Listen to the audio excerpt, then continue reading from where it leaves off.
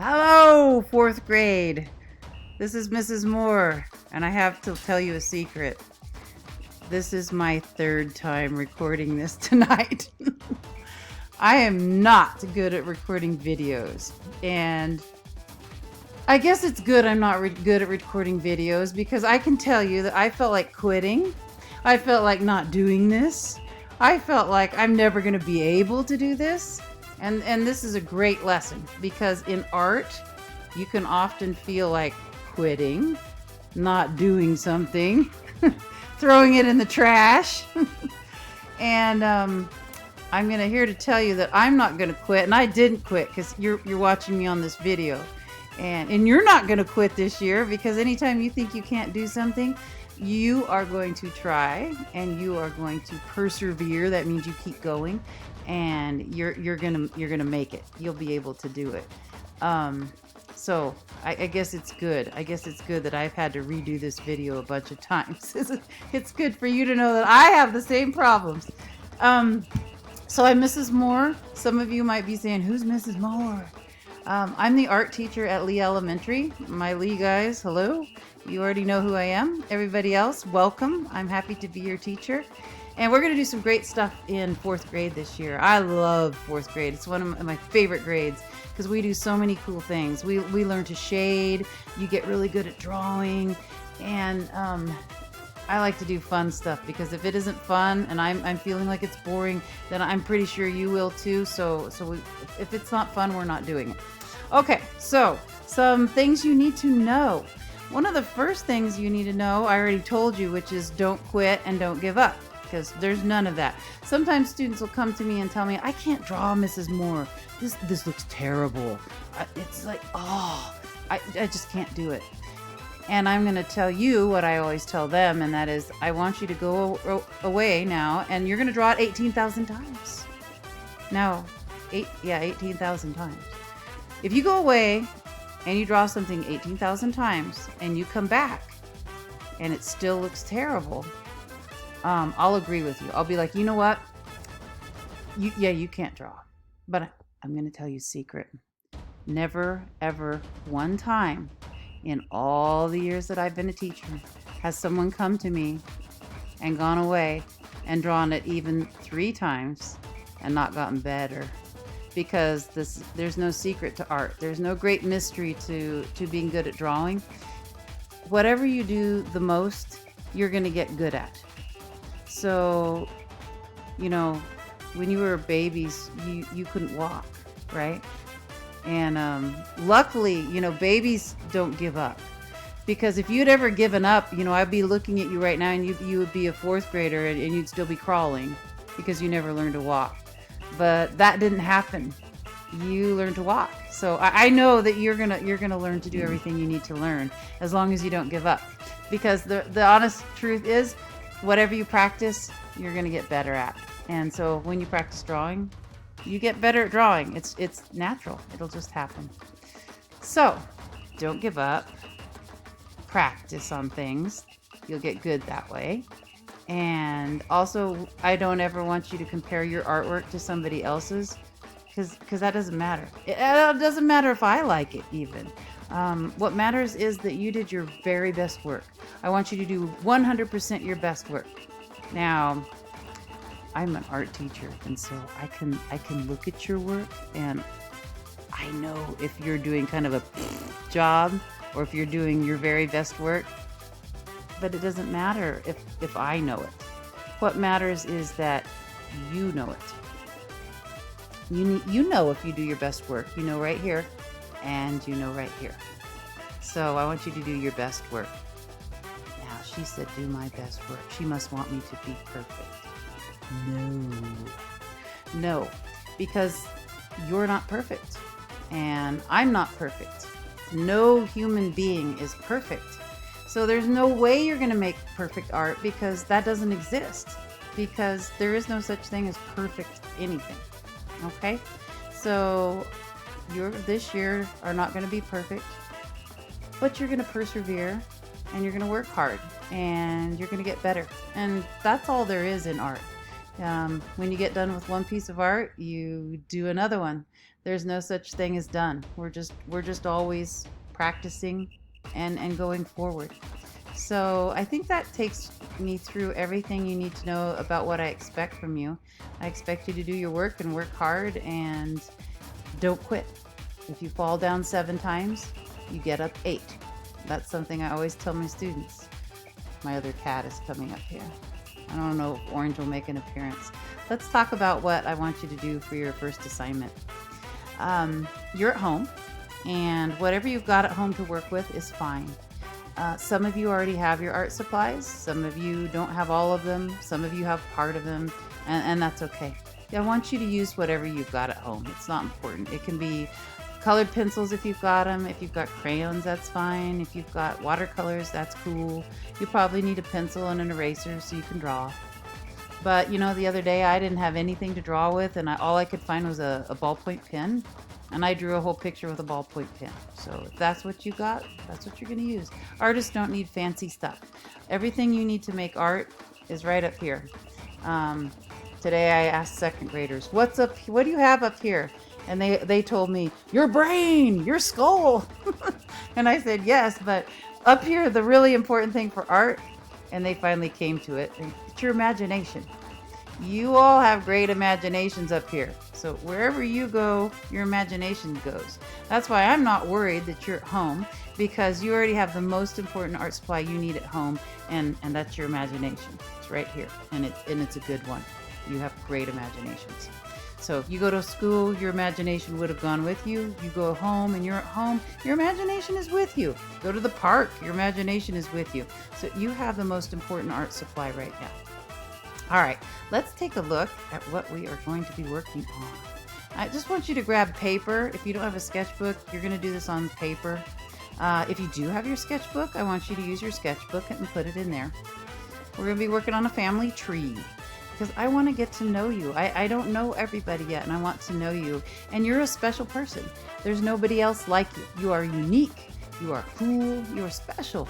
And the reason you're like that is because you have a family that is your own special family. Nobody else is like your family. I want you to think about your family. Let's see. What is this? I don't want this up here. Okay. See, I'm failing again, but I'm not quitting. All right. You should be seeing, I hope, this picture I have up here. When you think about what's going to go on my family tree, what's special about my family, I want you to think about things like, what kind of music does my family like to listen to? Do they have special food they like to eat? What traditions are important in my family? Do they like to is there certain kinds of drama or acting that they do? Does your family have art? Some families, they do art. I know that around where I live, there's a lot of families that like to do quilting, or maybe lots of people paint in your family. I don't know. Maybe the sports your families like to watch, stories your families tell, the clothes you guys wear. Who's in your family? Is it important for your family? Is it important to be on time? I know in my family, my mom's side of the family, they're always late. No matter what, they're late, 20 minutes late. My dad's side, always on time. So it can be different inside your family. Your religion, if that's important to you. Your hairstyle. Some people, there's a lot that is important about the way you do your hair. What's valued by your family? What do they think is important? And then, do you do things together as a family, or does everyone kind of do their own thing? Everybody's different. So I want you to look at this, and I'm going to leave it here for a little bit so you can look at it to give you some ideas about some things to put on your family tree. Okay, now, this is an example of what I want you to make your family tree kind of like. Now, I say kind of like is because one thing I never ask students to do is copy whatever I show them exactly, because it needs to be your own. You do it your way. You know, if a student comes up to me and says, what if I do it this way? I'm probably always going to say, yeah, go for it. Because your art should be your own. It shouldn't be a copy of my art or a copy of anyone else's. You do your own art. You do it the way you want. The only thing I'm going to ask of you on this is that you put yourself in the middle. So draw yourself in the middle. This isn't going to be like a usual tree that you see. Usually when you talk about family trees, what you have on them is your mom, your dad, your sisters, your brothers, your grandpas, your grandmas, your great-great-grandpas, your great-great-great-great-great-great-grandpas and grandmas. But you don't need to go that far. I want you to start with you in the middle. You're kind of like the middle of the tree. And you're going to see these branches coming out from the middle. You're going to grow branches out from yourself. And I kind of like on this picture how this artist, the branches started to turn green as they went around. You do it the way you want to. If you want to put leaves, that's fine. And then you're going to think. So this person's name was Melissa. And one thing that was important in her family was music. So you can see she drew a guitar up here. Another thing that was important, and over here where the drawing of the sun is, it says we like to take time to spend time together and go outside. So if that's something you want to draw a picture of, draw a picture. If you want to write words on here, write words on here. If I was doing my family tree, I'd probably draw a picture of a cow because I grew up on a farm and we had cows. So I would probably put a cow on there, and that would be about how my family was farmers. Another thing I might put on there is I might write enchiladas on there because my mom's side of the family is Mexican and she loved cooking enchiladas and they were amazing. And so that's the kind of food that is something that makes my family special. So you can either draw pictures or you can write words. You can do both. Now, what do you want to, what do I do this with, Mrs. Moore? What do you want me to use? I want you to use whatever you have. I want you to use whatever you like using. This person looks like they drew it with maybe a Sharpie and then they went in and watercolored it. That's fine. If you want to use colored pencils, that's fine with me. Crayons, whatever you got, whatever you like to use. So this is an example of what I'd like you to be working on. I don't want you to worry about turning it in right now. I just want you to chill out. I want you to draw. I want you to think about your family, and I want to get to know you. We'll go into some more things about Canvas when I see you next. I don't know if all of you can get on Canvas yet. Some of you might be thinking, what is Canvas? So the short answer to that is that's where you're going to go to do your online school. But I just don't know if you've been able to do that yet. So I'm going to get out of this window. Hopefully I won't mess things up. Close this. And before I end here, I'm going to show you what Canvas looks like. When you can get on Canvas, you're going to come to my art. This is my virtual art room. Now, I want you to know that you can get a hold of me. This is the other good thing to know. You can email me. Right up here, this is my email. You can email me. People that play video games. Today I said, raise your hand if you play video games and you're on Discord. I got quite a few kids that are on Discord and play video games. If you are on Discord, right here, Mrs. Moore has a Discord channel. You can talk to me on Discord. You can text me. This is my cell phone number. You can call me. You can FaceTime me. Whatever you need to do. I don't want you to feel like you can't talk to me if you need help. If you need help, get a hold of me. I will call you back, text you back. If you text or call me in the day and I'm teaching at school, it may be a little bit before I call you back, but I will. Now don't do like the 6th graders did last year and text me at midnight. I love to see your artwork, but don't send it to me at midnight.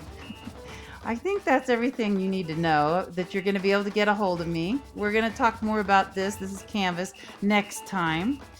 So don't worry too much about it. I just really want you to draw your family tree and get going. When you do get on Canvas, which you will, your classroom teacher will talk to you more about that here soon. You're going to see lots of buttons, and I have lots of cool things for you to do.